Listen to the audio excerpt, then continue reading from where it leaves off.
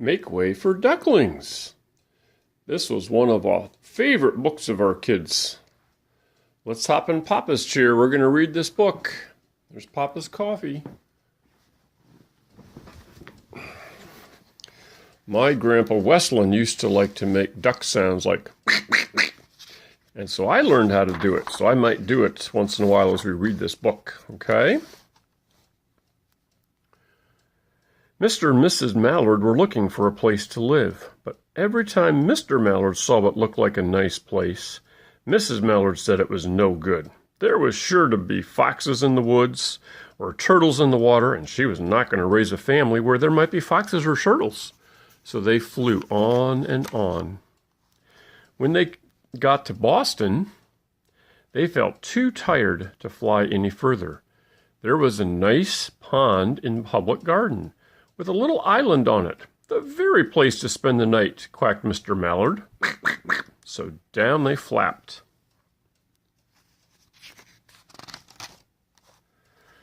The next morning, they fished for their breakfast in the mud at the bottom of the pond. See her tail feathers up in the air. She's looking for food, but they didn't find much. Just as they were getting ready to start on their way, an enormous bird came by. It was pushing a boat full of people, and there was a man sitting on its back. "Good morning," quacked Mr. Mallard, being polite. The big bird was too proud to answer, but the people on board threw peanuts into the water, so the Mallards followed them all around the pond and got another breakfast better than the first. "I like this place," said Mrs. Mallard, as they climbed out on the bank and waddled along. "Why don't we build a nest and raise our ducklings right in this pond? There are no foxes and no turtles, and the people feed us peanuts. What could be better?" "Good," said Mr. Mallard, delighted at last that Mrs. Mallard had found a place that suited her. But...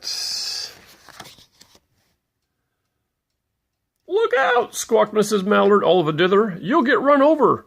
And when she got her breath, she added, "This is no place for babies. All those horrid things rushing about.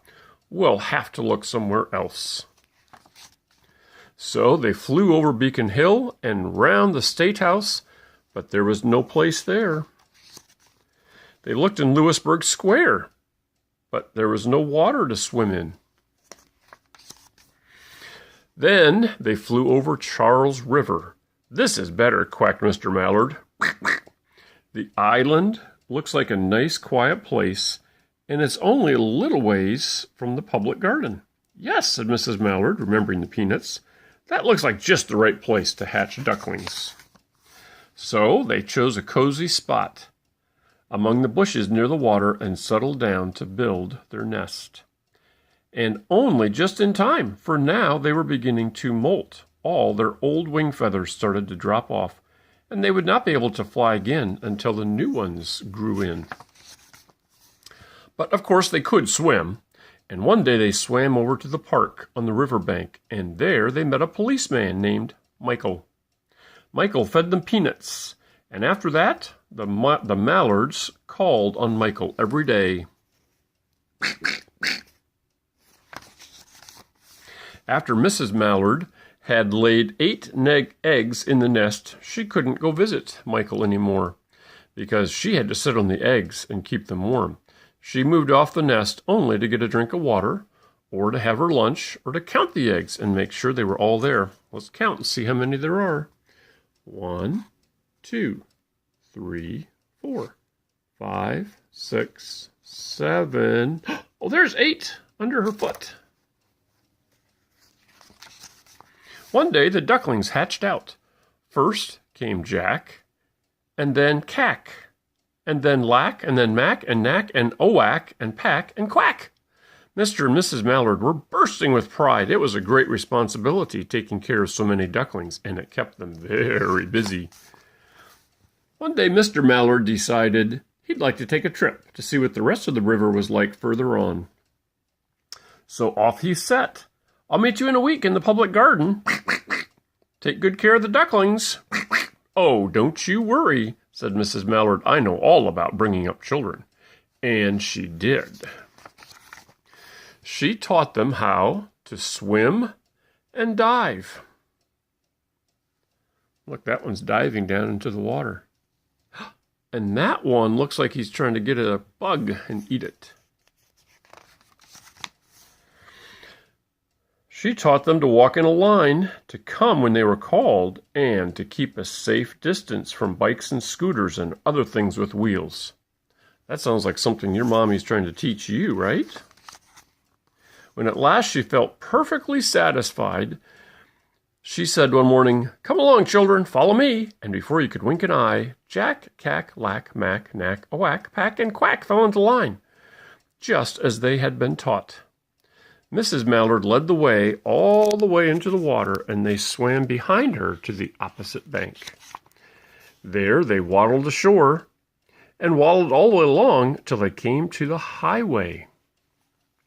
See them walking along? Here's all the cars on the highway. Toot toot. Mrs. Mallard stepped out to cross the road. Honk, honk, went the cars. Quack, went Mrs. Mallard as she stumbled back. Went Jack, Cack, Lack, Mack, Knack, a Whack, Pack, and Quack, just as loud as their little quackers could quack. The cars kept speeding by and honking, and Mrs. Mallard and the ducklings kept right on quacking. They made such a noise that Michael, the policeman, came running, waving his arms and blowing his whistle. Tweet, tweet. He placed himself right in the center of the road, raised one hand, and with the other beckoned, the way policemen do, for the mallards to cross. See the ducks, they're all getting ready to cross the road. As soon as Mrs. Mallard and the ducklings were safe on the other side, on their way down Mount Vernon Street, Michael rushed back to his police booth. He called headquarters. "There's a family of ducks walking down the street." Clancy said, "Family of what?" "Ducks!" yelled Michael. "Send a police car, quick!" Meanwhile, Mrs. Mallard had reached the corner bookshop, and she turned into Charles Street with Jack, Cack, Lack, Mack, Knack, a Whack, Pack, and Quack, all marching in line behind her. Everyone stared. An old lady from Beacon Hill said, "Isn't it amazing?" And the man who sweeps the street said, "Well now, ain't that nice?"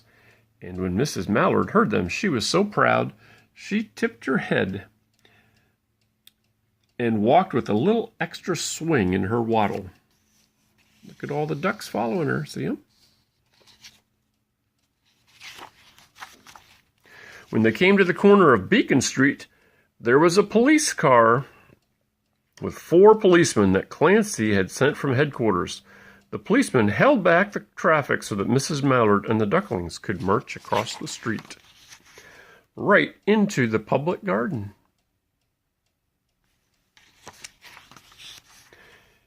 Inside the gate, they all turned around to say thank you to the policeman. The policeman smiled and waved goodbye.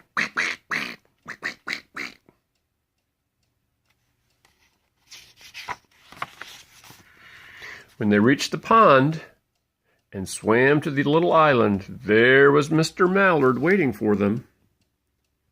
See Mr. Mallard waiting? Just as he had promised. The ducklings liked the new island so much that they decided to live there. All day long they followed the swan boats and would eat the peanuts. And when night falls, they swim to their little island and go to sleep. Good night, ducks.